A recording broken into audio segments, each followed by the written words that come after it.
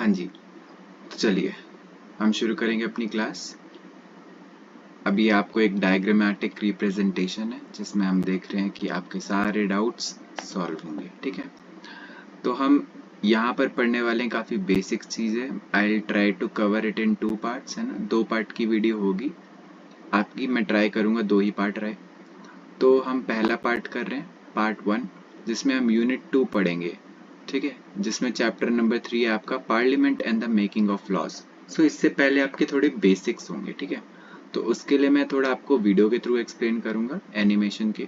ठीक है, चलिए अब हम इंट्रोडक्शन दे रहे हैं। हमारा इंडिया जो है काफ़ी लोगों से, काफ़ी डाइवर्सिटी से मिलकर बना हुआ है ना।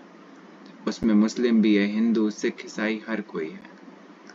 तो इन लोगों को चुनने के लिए, इन लोगों को रूल करने के लिए कौन चाहिए। ठीक है, हर जगह अलग अलग टाइप्स की गवर्नमेंट बनती है। हम अभी देखेंगे टाइप्स ऑफ गवर्नमेंट। कुछ हमारी है डेमोक्रेसी। ठीक है,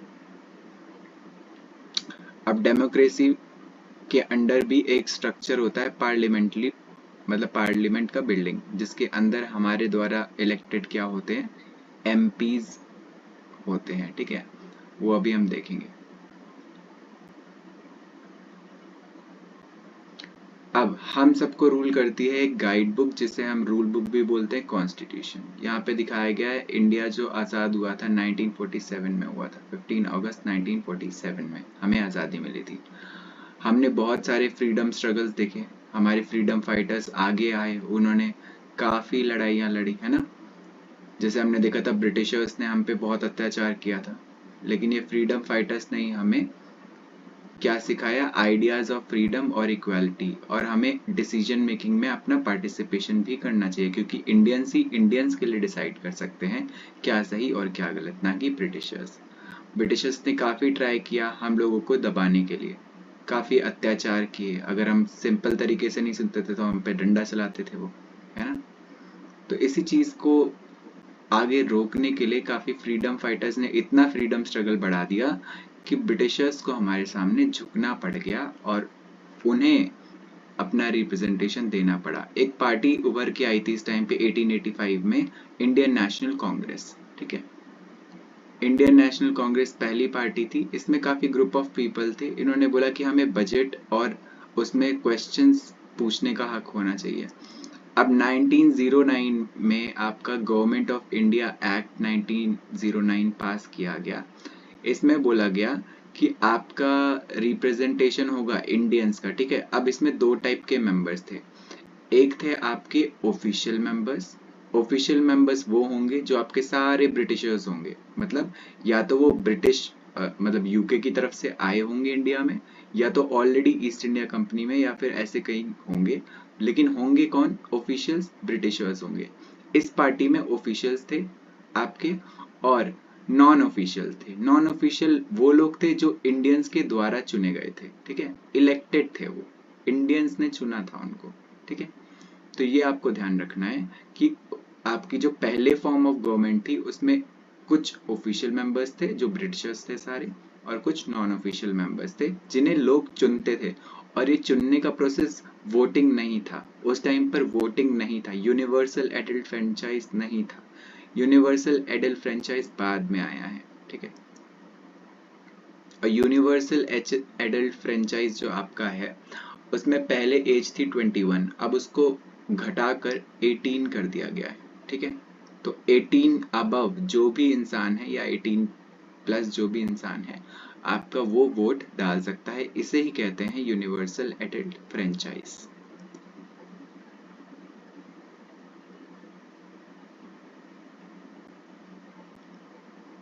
काफी फ्रीडम स्ट्रगल के बाद हमें अपना रिप्रेजेंटेशन मिला। ठीक है, पहले इंडियंस अलाउड नहीं थे लेकिन बाद में अलाउड हुए। ठीक है, हम पे क्या था, कॉलोनियल रूल। अब मैंने आपको डिफरेंशिएशन बताया था, कॉलोनियल रूल एंड आपका कॉलोनियलिज्म। ठीक है, कॉलोनियल क्या होता है, कॉलोनियल मतलब कोई फॉरेन कंट्री किसी कंट्री पर राज कर रही है, जैसे इंडिया पे ब्रिटिशर्स राज कर रहे थे। कॉलोनियलिज्म क्या होता है, जब ब्रिटिशर्स राज करें और राज करने के बाद हम पे political, cultural and social economic changes आए, उसे कॉलोनियलिज्म कहते हैं। ठीक है। अब जब फ्रीडम स्ट्रगल में काफ़ी डिफरेंट वेराइटीज ऑफ पीपल ने, चाहे वो हिंदू हो, मुस्लिम हो, सिख, ईसाई, साउथ, नॉर्थ, वेस्ट, ईस्ट, सब लोगों ने पार्टिसिपेट किया। हमने काफ़ी अभी तक हिस्ट्री में पढ़ चुका है कि आपके कहाँ कहाँ पीजेंट्स ने किया, पीजेंट्स ने बहुत बढ़ चढ़ के पार्टिसिपेट किया, विमेंस ने भी बहुत बढ़ चढ़ के पार्टिसिपेट किया। क्यों? क्योंकि इन लोगों पे सबसे ज्यादा क्या हुआ था, अत्याचार हुआ था, इसलिए इन्होंने बढ़ चढ़ के इसका विरोध भी किया। 1857 का आपका रिवोल्ट देखेंगे जब आप। डॉक्टर बी आर अम्बेडकर आपके कॉन्स्टिट्यूशन में इनका बहुत बड़ा हकदार है ना, इनका बहुत बड़ा कॉन्ट्रीब्यूशन है ना।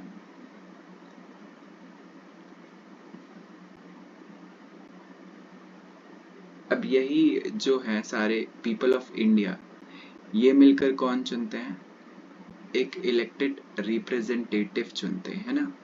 और जो इन इंडियंस की नीड्स और डिमांड्स को समझ सके, है ना, उन्हीं को चुनेंगे। वो एक बंदे को चुनेंगे अपनी तरफ से। और ये हमें कॉन्स्टिट्यूशन बताती था हमें किसको चुनना चाहिए और किसको नहीं चुनना चाहिए।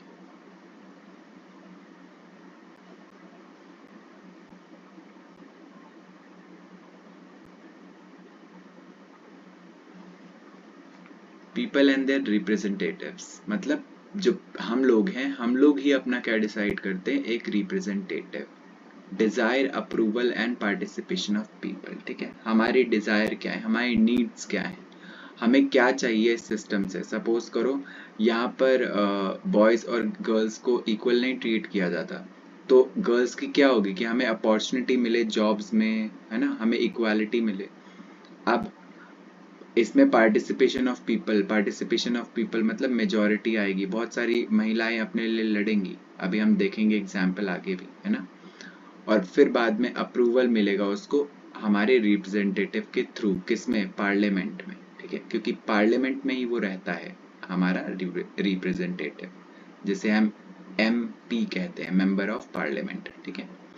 अप्रूवल का मतलब क्या होता है, यहाँ पे अप्रूवल का मतलब अलग ऑफिशियल टर्म में है।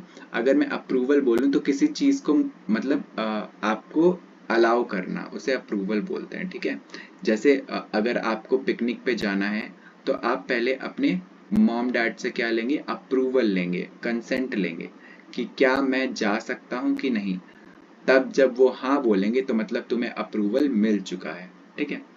तो इसका मतलब क्या होता है कि अपनी हाँ देना, अपनी हाँ देने को क्या कहते हैं हम लोग, आपका अप्रूवल सिस्टम। अब इस अप्रूवल के बाद क्या होता है, हमारे वोट्स चलते हैं, जिससे हम क्या बनाते हैं, अपने रूल्स एंड रेगुलेशंस बनाते हैं कि कैसे हमारा इंडिया काम करेगा। ठीक है। हम मिलकर एक MP, मेंबर ऑफ पार्लियामेंट, जो हम में से ही एक होता है, उनको चुनते हैं।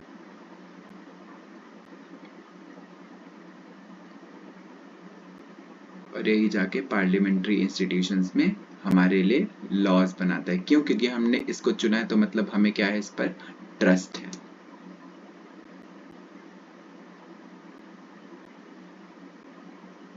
ये होता कौन है, जिसे हम वोट डालते हैं और सिलेक्ट करते हैं, ये हमारा रिप्रेजेंटेटिव होता है, जिसे मेंबर ऑफ पार्लियामेंट भी कहते हैं।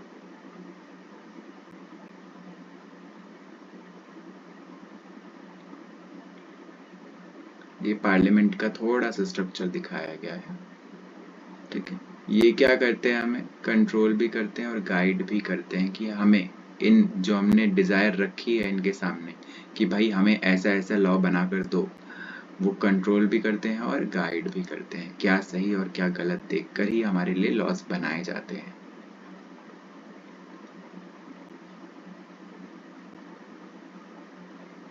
ये आपके नेहरू के टाइम पर 1947 में ये इमेज दिखाई गई है।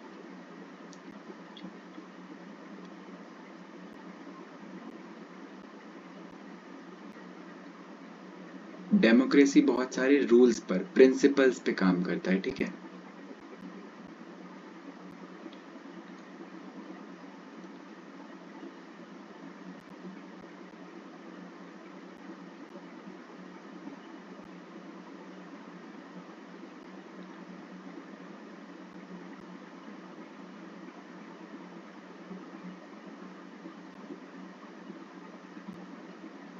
अभी ये पुरानी वाली है, ठीक है, बिल्डिंग आपकी अभी नई बनी है।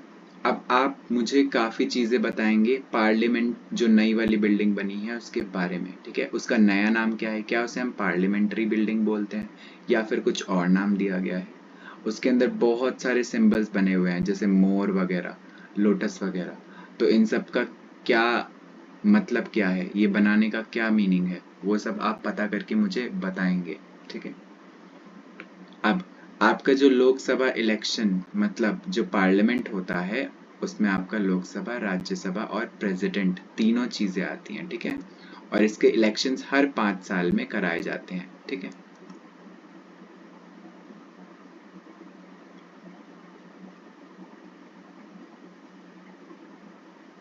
ये आपकी बुक में से डेटा दिया हुआ है, ठीक है। अभी हम पढ़ेंगे कॉन्स्टिट्यूएंसीज क्या होती हैं, फिर उसमें से कौन सा कैंडिडेट निकलता है, पार्टीज वगैरह क्या हैं, एक्सेट्रा एक्सेट्रा हम पढ़ेंगे। अभी ये बेसिक वीडियो है तो हम इसमें बेसिक पार्ट्स पढ़ेंगे, है ना। हमें जानना है कुछ टर्म्स का मतलब। मेंबर ऑफ पार्लियामेंट ही कहाँ पर जाके बैठता है, पार्लियामेंट में जाकर बैठता है, जो बिल्डिंग बनी आपकी नई वाली बनी हुई है, ठीक है। उसमें 543 सीट्स हैं। अभी हम डिस्ट्रीब्यूशन पढ़ेंगे 543 में आते कौन कौन है, ठीक है। अब पार्लियामेंट अपना सेंट्रल लेवल का गवर्नमेंट है। जब पार्लियामेंट बन जाएगी तो वो स्टेट लेवल की गवर्नमेंट, सॉरी नेशनल लेवल की गवर्नमेंट कहलाएगी, जिसे हम सेंट्रल लेवल गवर्नमेंट भी कहते हैं, ठीक है। और पार्लियामेंट में आपका राज्यसभा, लोकसभा एंड प्रेसिडेंट तीनों होते हैं। राज्यसभा लोकसभा नहीं होते, सिर्फ 3 चीजें होती हैं पार्लियामेंट। लेग्स ऑफ पार्लियामेंट अगर क्वेश्चन आएगा तो आप बोलेंगे लेग्स ऑफ पार्लियामेंट्स आर 3। कौन कौन से, 1 Lok Sabha, second is president and third is your Rajya Sabha. अभी हम देखेंगे लोकसभा में कौन कौन लोग होते हैं और आपका राज्यसभा में कौन कौन लोग होते हैं, ठीक है। प्रेसिडेंट दोनों जगह पर ही नहीं बैठता, ना लोकसभा ना ही राज्यसभा। प्रेसिडेंट कब आता है वो हम देखेंगे जब हम पढ़ेंगे आगे, ठीक है। अब आपकी जो जीतने वाली सरकार है वो कैसे डिसाइड होती है, ऑलमोस्ट इस नंबर का 543 जो है उसका आधा अप्रोक्सीमेटली, ठीक है। 543 का आधा करोगे तो 271 आएगा या 272 ले लो, ठीक है। तो ये आपकी क्या डिसाइड करेगी, अगर इतनी सीट्स एक सरकार को मिल गई तो आपकी वो पार्टी जीत जाएगी और वही आगे रूल करेगी, आपकी सरकार बनाएगी, सेंट्रल लेवल पे बनाएगी, ठीक है। स्टेट लेवल की अभी बात नहीं कर रहे हैं। मैं आपको थोड़ा बेसिक्स और आगे इंट्रोड्यूस कर देता हूँ, है ना। देखो पहले टर्म्स जान लो कि हमने जो अपना कॉन्स्टिट्यूशन लिया है, वैसे तुम्हारे ये सब चीज़ें नहीं हैं बट स्टिल मैं तुम्हें एक्सप्लेन करने की कोशिश कर रहा हूँ। हमें ज़रूरत नहीं है बेसिकली ये सब पढ़ने के लिए, ठीक है। चलो आगे बढ़ते हैं। देखो हमने जापान से क्या लिया है कि आप लॉ कैसे बनाएंगे, है ना। जर्मनी से हमने लिया है कि हमें फंडामेंटल राइट्स जो हैं वो कब टूट जाती हैं। फंडामेंटल राइट्स आपके कब टूट जाते हैं, जब पूरी आपकी नेशनल इमरजेंसी लगती है। नेशनल इमरजेंसी हमारे पास बहुत बार लगी है। नेशनल इमरजेंसी क्या होता है, असल में नेशनल इमरजेंसी होता है कि पूरे देश को एक लेवल पे खतरा है, जैसे वॉर, ये सब क्या होते हैं आपके नेशनल इमरजेंसी डिक्लेयर कर देते हैं। जैसे 1971 का वॉर हुआ, ठीक है, और आपका कारगिल का वॉर हुआ है ना 1999। तो ये सारे क्या थे, आपके इमरजेंसी वाले पोर्शंस थे। तो इस टाइम पे आपके फंडामेंटल राइट्स का वायलेशन होता है और ये अलाउ कर दिया जाता है। ये हमने लिया कहाँ से, जर्मनी से। फ्रांस से हमने लिया है रिपब्लिक। हम एक रिपब्लिक है, मतलब लोगों का एसोसिएशन, बहुत सारे लोग हैं हमारे पास। हमने लिया है लिबर्टी, फ्रीडम, फ्रेटर्निटी मतलब ब्रदरहुड मतलब भाईचारा, इक्वालिटी मतलब बराबर, लिबर्टी मतलब आज़ादी, ठीक है। ये सब हमने लिया है। प्रियम्बल जो हमारा लिखा हुआ है, प्रियम्बल खोलकर पढ़ना अपने फर्स्ट पेज पे। इसमें जो टर्म्स है ना, लिबर्टी, इक्वालिटी एंड फ्रेटर्निटी, ये कहाँ से लिए हमने, रिपब्लिक कहाँ से लिए, फ्रांस से लिए। आयरलैंड से क्या लिया हमने, डीपीएसपी। डीपीएसपी क्या होता है, डीपीएसपी बस एक ऐसे रूल बुक है ना जैसे हमने अभी कॉन्स्टिट्यूशन पढ़ा, तो डीपीएसपी एक अच्छी सरकार के लिए क्या करना चाहिए, अच्छी सरकार को इसमें लिखा हुआ है, बहुत सारी चीजें लिखी हुई हैं, लेकिन ये जरूरी नहीं कि सरकार को करनी ही करनी है, क्योंकि हमारे पास रिसोर्सेज नहीं है। रिसोर्सेज मतलब फैसिलिटीज ही नहीं है कि हम इस लेवल पे अपना डेवलपमेंट अभी कर पाए। ठीक है, बहुत सारी चीजें हैं, जैसे इस डीपीएसपी में ये लिखा है कि काऊ को बचाना चाहिए, दारू ये सब नहीं पीना चाहिए, है ना, अल्कोहलिक ड्रिंक्स नहीं पीनी चाहिए, हमें वेजेस मतलब इक्वल वेज मिलना चाहिए। ठीक है, हमें बराबरी का, जैसे अगर मैं बात करूँ यूएस में, तो यूएस में आपको सबको $15 पर आवर काम करने के मिल जाते हैं। ठीक है, लेकिन इंडिया में ऐसा नहीं है, कोई थोड़ा काम करके ज्यादा पैसा कमा रहा है, कोई बहुत ज्यादा काम करके भी कम पैसा कमा रहा है, तो ये इक्वालिटी नहीं है। तो डीपीएसपी में अभी ये लिखा गया है कि सरकार को क्या क्या अच्छा करना चाहिए जो उसको एक अच्छी सरकार बना सके। ठीक है, लेकिन हमारे पास ये रिसोर्सेस नहीं है अभी। ठीक है, सरकार के पास इतने रिसोर्सेस नहीं है कि वो इन सारी चीजों को क्या कर सके, अप्लाई कर सके। ठीक है, इसीलिए सरकार के लिए जरूरी नहीं है कि वो सारी चीजें करे। ठीक है,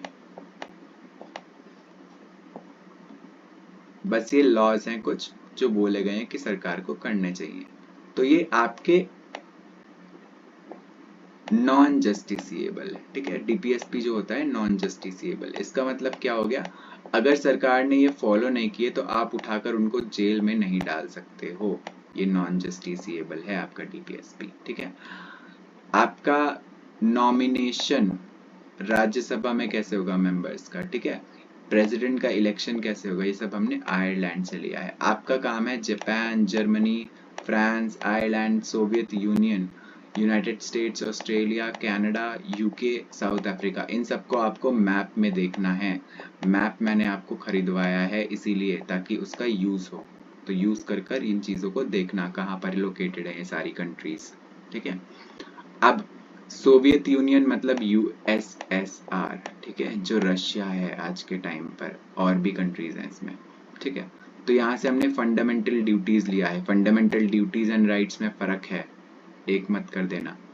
जस्टिस का आइडिया हमने लिया है, कौन से टाइप का justice, social, economic and political justice. ठीक है, मतलब सोसाइटी में सबका लेवल एक होना चाहिए, कोई BKVS बकवास मतलब ब्राह्मण, क्षत्रिय, वैश्य एंड शूद्र, इसके बेसिस पे डिवाइड नहीं होना चाहिए, सबको सोशल जस्टिस मिलना चाहिए। ठीक है, ये बोला गया है। इकोनॉमिक जस्टिस मतलब अभी मैंने बताया था कि सबको बराबर का पैसा मिलना चाहिए, जैसे आपका यूएसए में $15 पर आवर मिलता है ना, तो सबको बराबर इकोनॉमिक वैल्यू मिलनी चाहिए। पॉलिटिकल मतलब क्या हो गया, आपको पॉलिटिकल स्टेटस मिलना चाहिए इक्वल, अगर एक नेता हाई लेवल पर है तो दूसरा भी हाई लेवल पर होना चाहिए, सिर्फ उसके कास्ट के बेसिस पे आप उसको छोटा नेता नहीं कह दोगे। ठीक है, इसे बोलते हैं पॉलिटिकल जस्टिस।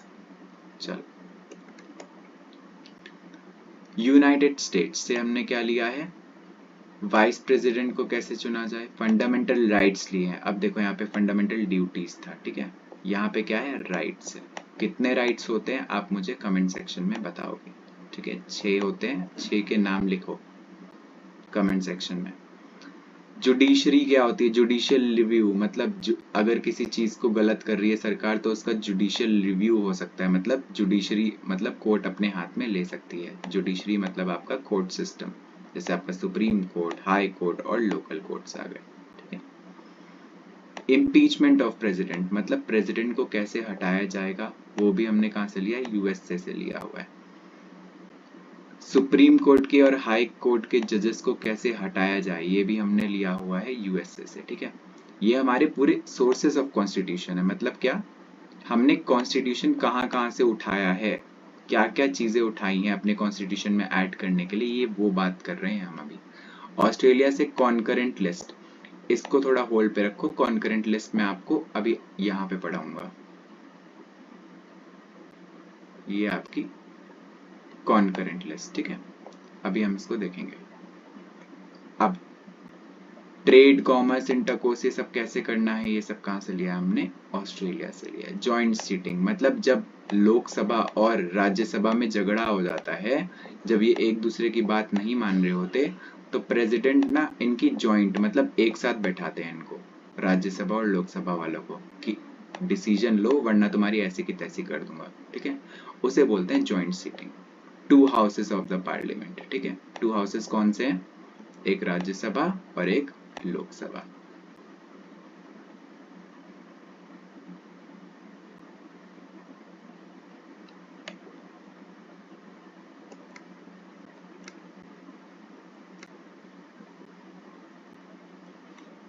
चलो, कनाडा से हमने क्या लिया है, federation with a strong centre. Federation, federal structure क्या होता है मैंने पहले भी बताया।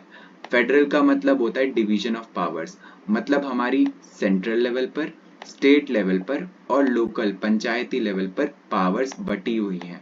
तो किसी एक के पास पावर नहीं है, सब एक दूसरे से क्या है, जुड़े, लिंक्ड है। तो कोई एक गलत इस्तेमाल नहीं कर सकता अपने पावर का, ठीक है। तो इसे बोलते हैं फेडरेशन। लेकिन हमारी जो पार्लियामेंट होती है वो काफी स्ट्रांग होती है, क्योंकि सबसे ज्यादा डिसीजंस जो आपके बनते हैं, लॉज रूल्स सब कहाँ बनते हैं, पार्लियामेंट में बनते हैं। इसलिए जो सेंट्रल गवर्नमेंट होती है वो कहीं ना कहीं पावरफुल रहेगी स्टेट गवर्नमेंट के कंपैरिजन में, लेकिन हर जगह पावरफुल नहीं रहेगी, अभी हम देखेंगे। ये आइडिया हमने कहाँ से लिया है, कनाडा से लिया है, ठीक है। अब यही सेंटर के बारे में लिखा हुआ है, इतना सब तो हमें जानने की जरूरत नहीं है, ठीक है। यूनाइटेड किंगडम से हमने क्या लिया है, बाय कैमलरिज्म, मतलब दो हाउसेस होंगे पार्लियामेंट में, बाय मतलब टू, कैमरलिज्म मतलब हाउसेस, ठीक है। सिटीजनशिप एक होनी चाहिए इंडिया के पास, ये भी हमने यूके से लिया हुआ है, ठीक है। ये सारी चीजें लिखी हैं, ये पढ़ लेना। साउथ अफ्रीका से हमने क्या लिया है, अमेंडमेंट करना। अमेंडमेंट करना मतलब चेंज करना किसी चीज को, उसको कहते हैं अमेंडमेंट, ठीक है। और राज्यसभा में मेंबर्स को कैसे लिया जाएगा, लोकसभा तो हमने देखा हम लोग चुनते हैं ना, राज्यसभा में कैसे लिया जाएगा लोगों को, वो भी हमने कहाँ से लिया है, साउथ अफ्रीका से लिया, ठीक है। तो हमने अभी ये पढ़ा। अभी आपका डिवीजन है, ये आपका सेंट्रल लेवल की सरकार है, ठीक है। थोड़ा मैं इसको रीड्रॉ कर देता हूँ।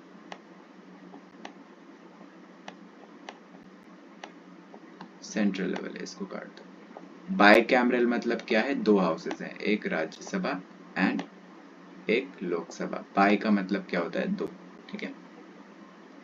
ये सब आपको पढ़ने की जरूरत नहीं है, ठीक है। चलो, सेंट्रल लेवल की सरकार जो होती है, जिसे हम चुनते हैं, लोकसभा जिसे हम चुनते हैं, ठीक है। राज्यसभा अलग है। लोकसभा के जो बंदे होते हैं वो हमारे द्वारा होते हैं, ठीक है। लोकसभा इलेक्शन होते हैं और इसके अलग इलेक्शन होते हैं, लेकिन दोनों 5-5 साल में होते हैं। जैसे अभी 2024 में लोकसभा इलेक्शन हुआ था, लेकिन आपका जो राज्यसभा वाला इलेक्शन है वो अभी आपका नहीं होगा, आपका होगा ये 2026 में, ठीक है। ये कब हुआ था, आपका लोकसभा का 2024 में हुआ था, ठीक है। चलो, अब हम देखते हैं कि लोकसभा और राज्यसभा में डिफरेंस क्या है, ठीक है। चलो, इसको तो अभी होल्ड पे रखो, हम देखते हैं अभी कि स्टेट लेवल की सरकार, ठीक है। सेंट्रल की हमने पढ़ ली, स्टेट लेवल की। अब जैसे लोकसभा है, एल से लोकसभा, एल से लोअर हाउस, ठीक है, ये याद रखना। यहाँ पे ये ट्रिक काम नहीं करेगी क्योंकि दोनों का नाम लेजिस्लेटिव है। तो आपकी सेंट्रल लेवल की जो सरकार है, मतलब कंट्री लेवल, इंडिया लेवल पे, वो कौन सी है, लोकसभा है।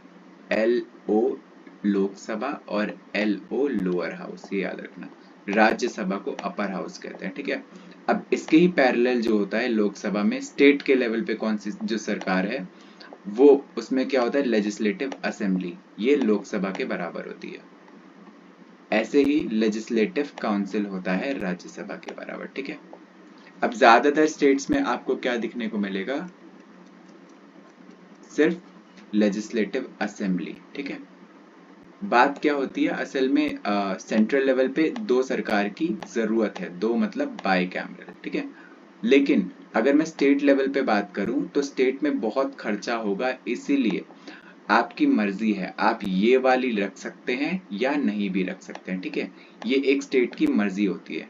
लेजिस्लेटिव काउंसिल अभी तक सिर्फ 6 स्टेट्स के पास है, ठीक है, ये लिखा हुआ है 6 स्टेट्स के पास आपका क्या है, लेजिस्लेटिव काउंसिल है। अब वो 6 स्टेट कौन सी हैं वो आप इंटरनेट पे ढूंढिए, एटलीस्ट कुछ तो करो अपनी तरफ से, ठीक है। सिर्फ 6 स्टेट्स ने बोला हुआ है कि हमें 2 हाउसेस की जरूरत है, एक ये वाला और एक ये वाला। बाकियों को जरूरत नहीं है, क्योंकि 2 हाउसेस होने से आपकी खर्चा भी बहुत ज्यादा बढ़ता है। अब हमने पढ़ा पार्लियामेंट क्या क्या कंसिस्ट करता है, राज्यसभा, प्रेसिडेंट एंड लोकसभा। लोकसभा के पैरेलल स्टेट पे क्या होता है, लोकसभा सेंट्रल लेवल पे है, स्टेट लेवल पे लेजिस्लेटिव असेंबली। राज्यसभा मतलब अपर हाउस, स्टेट लेवल पर लेजिस्लेटिव काउंसिल। ये सिर्फ कितनी स्टेट में है, 6 स्टेट्स में ही है, ठीक है। अब प्रेसिडेंट के पैरेलल कौन होता है, गवर्नर, लेकिन इनकी पावर्स बिल्कुल अलग अलग हैं, ठीक है, ये याद रखना। तो अगर 3 लेग्स ऑफ सेंटर पूछे तो आप आंसर में लिखेंगे राज्यसभा, प्रेसिडेंट एंड लोकसभा।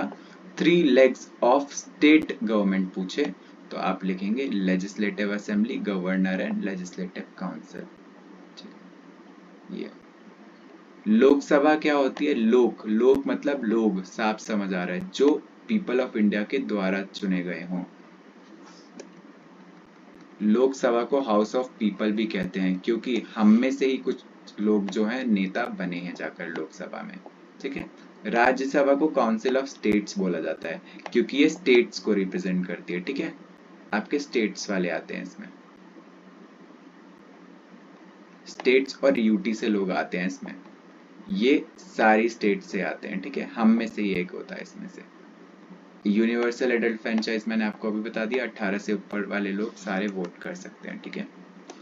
इनका वोटिंग सिस्टम से होता है क्या, इलेक्शन, ठीक है। इनका इलेक्शन क्या होता है, स्टेट लेजिस्लेटिव असेंबलीज के द्वारा होता है, स्टेट इलेक्शंस होते हैं इनके। ये कैसे होते हैं, कंट्री इलेक्शंस, ये होते हैं स्टेट लेवल इलेक्शंस, ठीक है। यहाँ पीएम आता है, यहाँ आपका सीएम आता है। चलो, ये दिया हुआ है 21 था पहले, उसको उठाकर 18 कर दिया गया। अब यहाँ पर कुछ लिस्ट आती है, इस पे तुम्हें ज्यादा जानने की जरूरत नहीं है, ये समझ लो। यूनियन मतलब होता है सेंट्रल लेवल की सरकार, स्टेट मतलब आपकी स्टेट लेवल की सरकार। कंकरेंट लिस्ट होता है जिसमें सेंट्रल गवर्नमेंट और आपकी स्टेट गवर्नमेंट मिलकर क्या करती है, डिसीजन करती है, कोई एक नहीं करता। इनको जो करना है एक एक करके देखो। अब 6th क्लास का बच्चा है, फिर 7th क्लास का बच्चा है, दोनों के अलग अलग डिसीजंस होंगे, ठीक है। लेकिन बाद में मैं इन दोनों को एक साथ बैठा दूं और बोलो ऐसे डिसीजंस बनाओ जो तुम दोनों के बस में हो, तो 6th 7th मिलकर कुछ डिसीजंस बनाएंगे, वो यहाँ लिखे हैं। तो ऐसे ही सेंट्रल लेवल वाली गवर्नमेंट ये सब बनाएगी डिसीजंस में, आपको जानने की जरूरत नहीं है। स्टेट वाली गवर्नमेंट ये सब बनाएगी, लेकिन कंकरेंट लिस्ट में दोनों मिलकर काम करेंगे, ठीक है।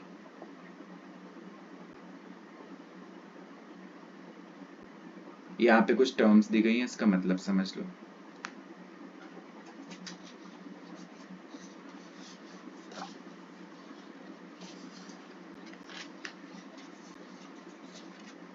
चलो, लीडर ऑफ द हाउस, ठीक है। लीडर ऑफ द हाउस मतलब क्या हो गया, पीएम बनने के बाद मैं बोल सकता हूं मुझे नहीं बनना और किसी और को बना दो, ठीक है।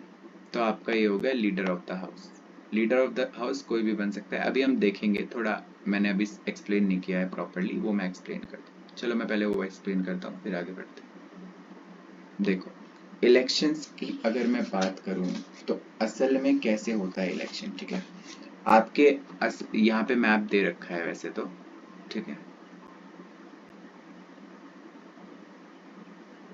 ये ठीक है, ये वाला मैप, ये वाला मैप जो आपका है ये काम का है। ये जो आपको दिखाई जा रही है इसमें एरियाज, ये क्या है, कॉन्स्टिट्यूएंसीज हैं। वो क्या होता है अभी बताता हूँ, ठीक है। अब समझो इलेक्शंस होते कैसे हैं, ठीक है। अगर मैं बात करूं, ये यूपी है समझ लो, ठीक है। सपोज करो, ऐसा है नहीं, ठीक है। यूपी, अगर मैं बोलूं इसको मैंने 4 पार्ट्स में बांट दिया, ठीक है। 4 पार्ट्स में काफी एरिया आएगा, 1-2 नहीं आएगा, ठीक है। अब मैंने इसको 4 पार्ट, ये गार्लिक ब्रेड नहीं है, 4 पार्ट्स में मैंने एरिया बांटा, तो ये जो एक है ना, ये एक कॉन्स्टिट्यूएंसी है। कितनी कॉन्स्टिट्यूएंसीज दिख रही है यहाँ पे? टोटल 4 दिख रही है, ठीक है। 1 2 3 4, तो जो यूपी है उसमें 4 कॉन्स्टिट्यूएंसीज हैं, ठीक है। अब हर एक कॉन्स्टिट्यूएंसी से एक बंदा खड़ा होगा लड़ने के लिए, ठीक है। लड़ने के लिए मतलब वो लड़ाई वाला लड़ने के लिए नहीं, अपना इलेक्शन लड़ने के लिए, ठीक है। बंदा नंबर 2, बंदा नंबर 1, बंदा नंबर 3 और बंदा नंबर 4। तो जितनी कॉन्स्टिट्यूएंसीज होंगी उतने ही यहाँ से क्या निकलेंगे? हमारे एमपीज, मेंबर ऑफ पार्लियामेंट, ठीक है। ये एक स्टेट की बात की है मैंने, यूपी क्या है? एक स्टेट, ठीक है। अब ये बात कर ली हमने, 4 कॉन्स्टिट्यूएंसीज में बटा है, तो आपका 4 रिप्रेजेंटेटिव्स खड़े होंगे यहाँ से। अब वो जरूरी नहीं कि एक पार्टी के होंगे, वो डिफरेंट पार्टी के होंगे। हमारे पास बहुत सारी पार्टी हैं, आप पता कर सकते हैं कौन कौन सी पार्टीज है, ठीक है। बहुत सारी डिफरेंट पार्टीज हैं, आपका लिखा भी इनफैक्ट, पता क्या करोगे? यहाँ पे लिखा हुआ है, ये लाइन से आपकी पार्टीज लिखी हुई है, ठीक है। ये पढ़ लेना। आपका काम है मुझे बताना कि ये जो पार्टीज हैं ये ज्यादातर कहाँ पे एक्टिव है। जैसे आपका शिवसेना है, ये महाराष्ट्र में बहुत ज्यादा एक्टिव है। बाकी जो पार्टीज हैं आप वो बताएंगे, जैसे टीएमसी, तृणमूल कांग्रेस सुना होगा, वो आपके वेस्ट बंगाल में बहुत ज्यादा, ठीक है। और भी जगह है, सिर्फ वेस्ट बंगाल नहीं है, तो आप पता करके देखेंगे इसको, ठीक है। कॉन्स्टिट्यूएंसीज का मतलब समझ आ गया, मैंने पार्ट्स में बांट दिया है। अब ये जो एक कॉन्स्टिट्यूएंसी है इसमें बहुत सारी जगहें आएंगी, ठीक है। जैसे आपकी बहुत सारी जगह, मैं समझा देता हूँ अगर प्रॉपरली मुझे एक इमेज मिल गया। कॉन्स्टिट्यूएंसीज ऑफ उत्तर प्रदेश, ये आपकी कॉन्स्टिट्यूएंसीज ऑफ उत्तर प्रदेश दिखाई गई है, ठीक है। ये देखो, अब ये हर एक कॉन्स्टिट्यूएंसी में, अब आप जो वोट देने जाते हो ना, आप पोलिंग बूथ पे जाते हो, और आपका पोलिंग बूथ कहाँ पे होता है? वहां पे जहाँ पे आपकी कॉन्स्टिट्यूएंसी है, ठीक है। अब ये देखो, ये 80 कॉन्स्टिट्यूएंसीज में बटा हुआ है, ठीक है। आपका जो यूपी है वो 80 कॉन्स्टिट्यूएंसीज, मैंने अभी 4 का एग्जाम्पल तुम्हें छोटे लेवल पे समझाने के लिए किया, ठीक है। लेकिन जो यूपी है उसके पास 80 सीटें हैं, यूपी से 80 सबसे ज्यादा सीटें जाती है यूपी से। यूपी से 80 सीटें हैं, क्या बनने के लिए? मेंबर ऑफ पार्लियामेंट बनने के लिए, ठीक है। Member of parliament. और ये जो 80 लोग होंगे 80 कॉन्स्टिट्यूएंसी से, 80 कॉन्स्टिट्यूएंसी मतलब 80 पार्ट जो मैंने डिवाइड किया है, ठीक है। तो वो क्या होंगे? मेरे 80 एमपी होंगे, और वो अलग अलग पार्टी से होंगे। तो मेरी मर्जी है, जो मुझे अच्छी लगती है पार्टी में उसको चुनूं, ठीक है। फिर वो जाकर कहाँ जाएगी? लोकसभा में।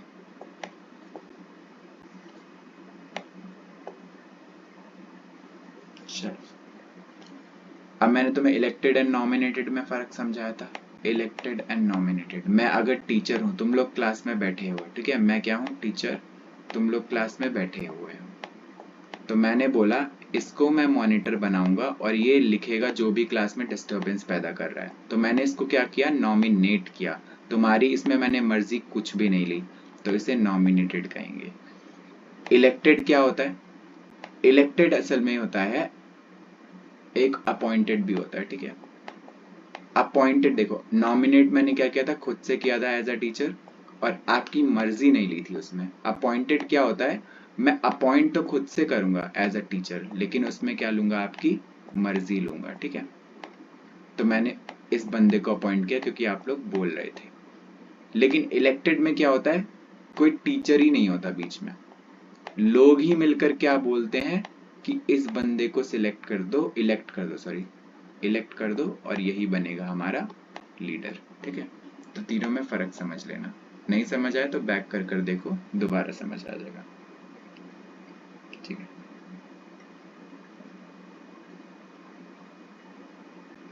हमारे पास डेमोक्रेसी है, ये डेमोक्रेसी वर्ड आया कहाँ से है इसको समझते हैं, ठीक है। डेमोक्रेसी एक ग्रीक वर्ड से आया है जिसको बोलते हैं डेमोक्रेटिक, ठीक है।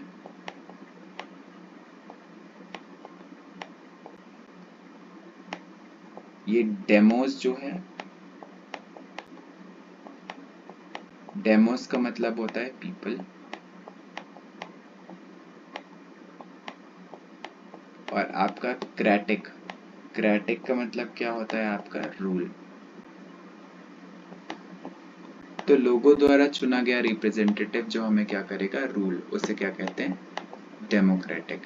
डेमोक्रेसी क्या होती है, हमने क्या किया, मिलकर एक रिप्रेजेंटेटिव को चुना जो हमें रूल करेगा, to the people, by the people and for the people, ठीक है, ये पढ़ा था हमने। चलो अब होता क्या है असल में, सुनो, हमने सुना कि कॉन्स्टिट्यूएंसीज में डिवाइड हुआ। आपकी यूपी में कितनी कॉन्स्टिट्यूएंसीज हैं, 80 कॉन्स्टिट्यूएंसीज है ना, 80 कॉन्स्टिट्यूशन मतलब 80 पार्ट्स में आपका यूपी जो है डिवाइडेड है, ठीक है, 80 पार्ट्स में डिवाइडेड है।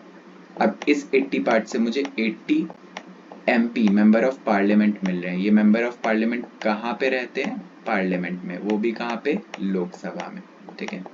राज्यसभा भी टच ही नहीं करेंगे, हम सिर्फ लोकसभा में जा रहे हैं, ठीक है।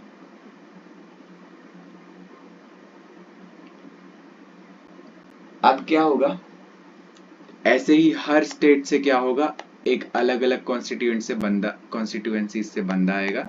फिर हम आते हैं पार्लियामेंट में। पार्लियामेंट में फिर इसका जोड़ घटाव होगा, और जो सबसे ज्यादा पार्टीज का बंदा आया होगा पूरे आपके 20 जितने भी स्टेट्स हैं, 28 या 29, एक बार कंफर्म कर लेना, ठीक है। जितने भी अभी करंट स्टेट्स हैं इंडिया के, वहां से जो लोग आए होंगे, हर किसी का अलग अलग सीट है। आपका काम है अपना स्टेट का, जहां आप पैदा हुए हैं या फिर आप जहां पर रह रहे हो, वहां का आपको लोकसभा सीट्स पता करनी है, ठीक है। चलो अब इसमें लोकसभा में कौन कौन आए, जो बहुत सारी पार्टीज से चुने हुए लोग हैं, और चुने किसने हैं, हमने चुने हैं, ठीक है।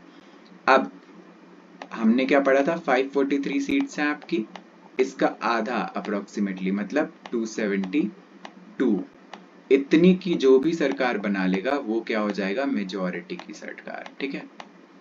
अब कभी कभार क्या होता है, 272 की सरकार कोई बना नहीं पाता, तो किसकी सरकार बना लेते हैं, गठबंधन, गठबंधन की सरकार, ठीक है,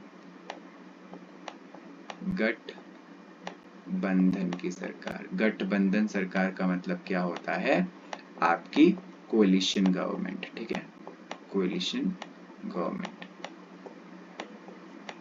इसका मतलब क्या है भाई, कोलिशन गवर्नमेंट का मतलब है कि आपकी गठबंधन सरकार, सपोज करो 150 सीट्स मिली, ठीक है, पार्टीज को, कुछ पार्टीज को 50 मिली, ठीक है, कुछ पार्टी को 2 सीट मिली।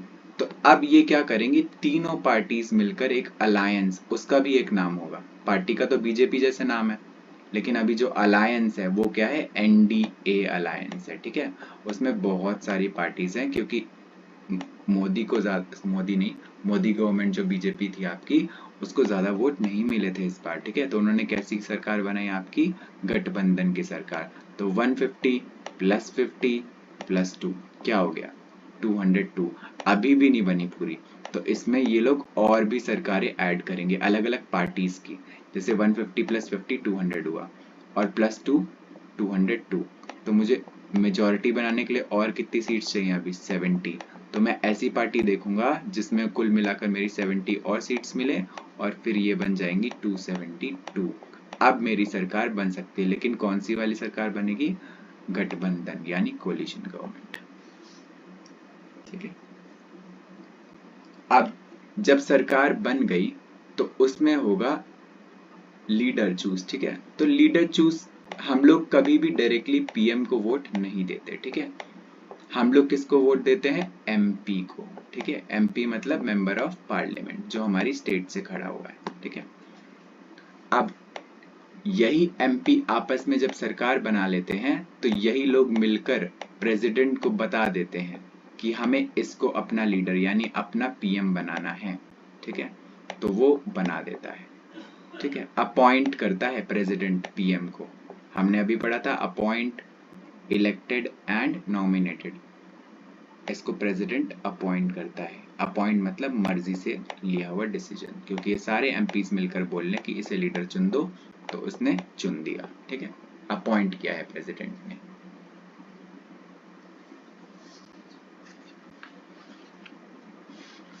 अब कुछ नॉर्मल टर्म्स जान लेते हैं, ठीक है।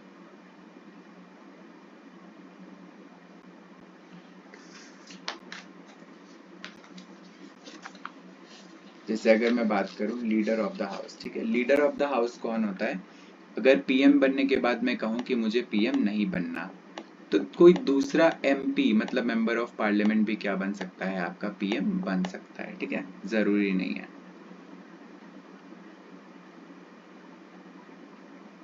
लीडर ऑफ द ऑपोजिशन, देखो एक पार्टी बनी हमारी जैसे अभी बीजेपी, ठीक है, बीजेपी पार्टी है, ये बहुत सारी सरकारों को मिलाया है इसने, तब जाकर मेजोरिटी बना पाई है 272 वाला सीट्स, है ना। तो जो आपकी बनी हुई अलायंस है, गठबंधन की सरकार, उसका नाम क्या है? एनडीए। एनडीए का फुल फॉर्म आप पता करके लाएंगे। एक नेशनल डिफेंस एकेडमी होती है, वो नहीं होता इसका फुल फॉर्म। एनडीए अलायंस डालना सरकार, ठीक है, गठबंधन की सरकार एनडीए, उसका फुल फॉर्म देखना, ठीक है। अब जो एनडीए की सरकार है, अब जो बची 272 के बाद जो सीट्स हैं आपकी, इससे ऊपर ही बनानी पड़ती हैं, ठीक है। इसके बाद जो बची हुई सीट्स हैं आपकी, वो कौन बना रहा है? आपका ऑपोजिशन पार्टी, मतलब ऑपोजिशन में है वो लीडर्स, ठीक है। ऐसी मेजोरिटी से देखो, एक मेजोरिटी होगी जो जीती है, कुछ और भी थोड़े लेवल पे मेजोरिटी होगी जो हारी होगी, तो उसे क्या कहेंगे? ऑपोजिशन की गवर्नमेंट। अब दो लोगों ने मिलकर सरकार बनाई है तो उसे ऑपोजिशन नहीं कहेंगे, ठीक है। आपकी ऑपोजिशन में अच्छी खासी अमाउंट भी होता है, ठीक है, 1/10 होना चाहिए ऑपोजिशन। 1/10 मतलब क्या होता है? 10%, है ना। 10% को मैं कैसे लिखता हूँ? परसेंट मतलब 1/100, 10 का 10 रहने दिया और इसको मैंने क्या लिख दिया? 1/100। अब ये एक जीरो से एक जीरो कटा, क्या बचा? 1/10। तो 1/10 स्ट्रेंथ होनी चाहिए आपकी ओपोजिशन होने के लिए, ठीक है। विप क्या होता है? विप मतलब आपका होता है डिसिप्लिन मॉनिटर, ठीक है। इसको एक मॉनिटर की तरह अपॉइंट किया जाता है डिसिप्लिन के लिए, ठीक है। रूल्स क्या है? ठीक है, ये देख लेते हैं। समनिंग, समनिंग मतलब होता है, प्रेसिडेंट जो होता है ना, श्री गणेश कराता है। श्री गणेश बोलते हैं ना, जैसे नया घर बनता है तो श्री गणेश करते हैं, पूजा करते हैं उसकी। तो जो सबसे पहली मीटिंग कराता है ना सरकार बनने के बाद प्रेसिडेंट, उसे बोलते हैं समनिंग, ठीक है। और दोनों की लोकसभा और राज्यसभा की, ठीक है, जो मीटिंग्स होती है उनका गैप 6 महीने से ज्यादा का नहीं होना चाहिए, ठीक है। 6 महीने अगर हो गए तो उसके बाद दोबारा मीटिंग करवानी पड़ेगी, ये नहीं कि नहीं करवाई, ठीक है। ये आपको जानने की जरूरत नहीं है। कोरम क्या होता है? कोरम होता है 10% of the strength of the house, ठीक है। लैंग्वेज क्या यूज करी जाती है पार्लियामेंट में? ठीक है, हिंदी या इंग्लिश यूज की जाती है। और अगर किसी को रीजनल लैंग्वेज में बात करनी है तो उसको क्या लेकर आना पड़ेगा? अपना खुद का ट्रांसलेटर लेके आना पड़ेगा, ठीक है। लेम डक सेशन क्या होता है? लेम डक सेशन बोलते हैं लास्ट सेशन जो आपकी लोकसभा सरकार का हो, ठीक है। क्वेश्चन आवर क्या होता है? ये 3 पार्ट्स में डिवाइडेड होता है। स्टार्ड क्वेश्चन, स्टार्ड मतलब आपका इंपॉर्टेंट क्वेश्चन, अनस्टार्ड मतलब नॉट इंपॉर्टेंट क्वेश्चन, और शॉर्ट नोटिस क्वेश्चन, ठीक है। इसमें होता क्या है, आपको एक कितने दिन का जानने की जरूरत कुछ भी नहीं है, ठीक है। ये समझ लो, स्टार्ट क्वेश्चन मतलब होता है इन पर एस्ट्रिक्स लगा होता है। एस्ट्रिक्स मतलब ये होता है, ठीक है। स्टार्ट क्वेश्चंस पे एस्ट्रिक्स लगा होता है और ये बहुत ज्यादा इंपॉर्टेंट होते हैं, ठीक है। इनका जो क्वेश्चन आंसर होता है उसको ओरली बोलते हैं, ठीक है। ओरली ही सॉल्व हो जाते हैं, इसमें लिखने की जरूरत नहीं पड़ती है, ठीक है। लिखने की जरूरत नहीं पड़ती, बोलकर ही ये सॉल्व हो जाते हैं क्वेश्चन आंसर। तो इसे स्टार्ट क्वेश्चंस का टेक्निक कहते हैं। अनस्टार्ट क्वेश्चंस क्या होते हैं? अनस्टार्ट क्वेश्चन वो होते हैं जिनका क्वेश्चन हम रिटन फॉर्मेट में लिखते हैं, ठीक है। हम लिखकर क्वेश्चन देते हैं किसको देते हैं? स्पीकर को देते हैं। लोकसभा में कौन लीडर होता है? स्पीकर होता है, ठीक है। पीएम जो है वो रूल करेगा सरकार की तरफ से, वो भी कंट्री लेवल पर। जो आपका लोकसभा होता है उसका एक स्पीकर होता है जो मीटिंग्स करवाता है। हमने अभी देखा था कि प्रेसिडेंट कहीं नहीं बैठता, ना लोकसभा ना राज्यसभा। तो बैठता कौन है? स्पीकर बैठता है, जो आपको आपकी इन जंगली जानवरों को, मतलब मेंबर ऑफ पार्लियामेंट को संभालता है, ठीक है। चलो अब अनस्टार्ट क्वेश्चंस पढ़ रहे थे। अनस्टार्ट क्वेश्चंस कौन से होते हैं? जिसका आप क्वेश्चन तो रिटन फॉर्म में लिखते हो, ठीक है, रिटन फॉर्मेट में लिखते हो, और आपका आंसर भी रिटन फॉर्म में आता है, ठीक है। तो आप रिटन फॉर्म में ही क्वेश्चन लिखते हो और आपका आंसर भी किस में आता है? रिटन फॉर्म में ही आंसर भी आता है। WA मतलब written form of answer, WQ मतलब रिटन फॉर्म ऑफ क्वेश्चन, ठीक है। शॉर्ट नोटिस क्वेश्चन क्या होता है? इसका मतलब होता है आपने मुझसे क्वेश्चन पूछा, ठीक है, उसके बाद मुझे 10 दिन का समय दिया जाएगा, जिसके बाद मैं उसका आंसर कैसे दूंगा? ओरली दूंगा, मतलब मुंह से, ठीक है।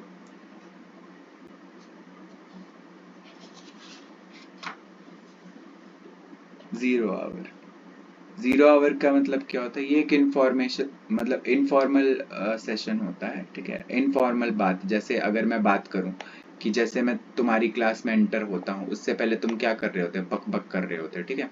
तो उसे इनफॉर्मल टॉक बोलते हैं। तो इससे पहले आपको कोई, पहले से ही आप मुझसे प्रायर नोटिस नहीं दोगे कि आपने गिले शिकवे बताने हैं, ठीक है। तो आप ऐसे इनफॉर्मल से डिस्कशन कर सकते हो पार्लियामेंट में, ठीक है। इधर उधर की बातें, सीधी बात, ठीक है, पॉइंट पे ना आना, सीधी बात है। जॉइंट सीटिंग मैंने अभी आपको समझाया था, ठीक है, ये आपको पढ़ने की जरूरत नहीं है। जॉइंट सीटिंग मतलब होता है जब लोकसभा और राज्यसभा की पट्टी नहीं है, लड़ाई नहीं होती, एक, जैसे सपोज करो एक लॉ बन गया, एक लॉ सॉरी, लॉ नहीं बनता, पहले बिल बनता है, हाँ ये भी समझ लो। पहले बनता है बिल, बिल इंट्रोड्यूस किया जाता है आपके लोकसभा में या फिर राज्यसभा में, दोनों में से कहीं पे भी करा जा सकता है। बिल इंट्रोड्यूस होता है लोकसभा या राज्यसभा में, ठीक है। उसके बाद इन दोनों के अप्रूवल, यानी लोकसभा और राज्यसभा बोल दें हाँ, तो उसके बाद जाएगा ये प्रेसिडेंट के पास। प्रेसिडेंट जैसे ही हाँ बोलेगा तो ये जो बिल है वो क्या बन जाएगा? एक एक्ट बन जाएगा। अब जब ये एक्ट पूरी इंडियन जनता को बता दिया जाए, फैला दिया जाए पूरी कंट्री में, तो इसको बोलेंगे हम लॉ, ठीक है, ये समझ लें। अभी हम क्या देख रहे हैं? लोकसभा और राज्यसभा जब पट्टी नहीं है आपस में इनकी, एक बिल पे, एक बिल आया सपोज, उस पे बोला कि माइनिंग बैन कर दी जाए। माइनिंग मतलब आपने देखा था खदाने को खोदना, तो एक बिल इंट्रोड्यूस हुआ कि माइनिंग को बैन कर देना चाहिए। लेकिन लोकसभा कह रही है कि नहीं भाई, हमें इससे कोयला मिलता है और बहुत सारी चीजें मिलती हैं। लेकिन राज्यसभा बोल रही है कि हमें, हमारे जो इन्वायरमेंट है उसको बहुत ज्यादा नुकसान पहुंच रहा है इसकी वजह से।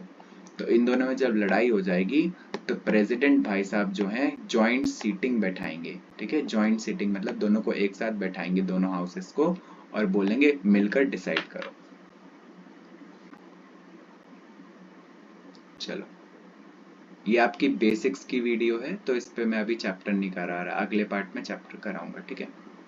यहाँ पे एक चीज समझ लो, सस्टेनेबल डेवलपमेंट गोल्स, ठीक है, SDGB जिसे बोलते हैं, ये है क्या? असल में ना ये गवर्नमेंट के द्वारा लॉन्च किया गया है 2015 में, ठीक है।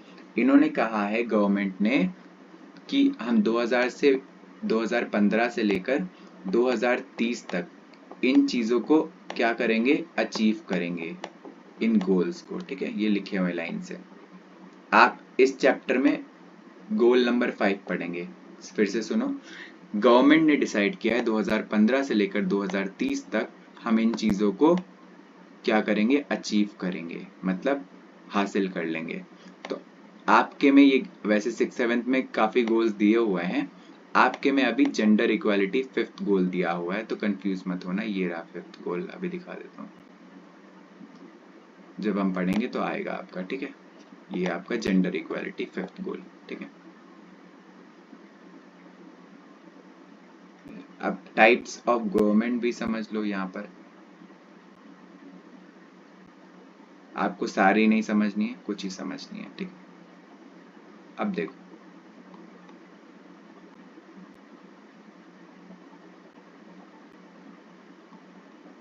इसको मैं थोड़ा हाईलाइट करता हूँ।